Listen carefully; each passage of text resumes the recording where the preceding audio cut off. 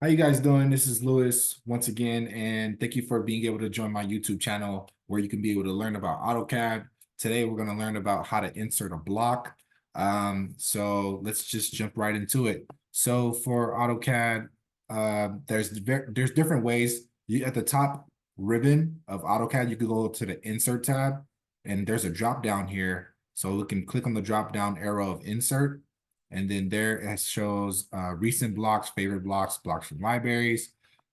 So if you might have some information here in your library, you might not. Mine's here is my most recent blocks that I may have used here. So what I'll do is click on, say, this 3-foot door and then drag it here. And I just double click on my grid so it can just find the door.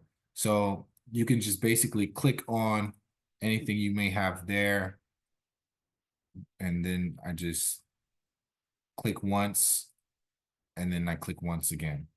So, and you could just keep on going by just taking the various different blocks from there. And a different way you can insert blocks as well from the AutoCAD's already blocks that's already given to us is you can go to the View tab, and then you can go to this tab here, which is Design Center. That's AutoCAD's Design Center. So once you go there, you should be able to get to the Design Center and see this. Once you're there to the Design Center, there's different information here. So you got pipe fittings, and it's a group of AutoCAD blocks that's already pre-created for you to use.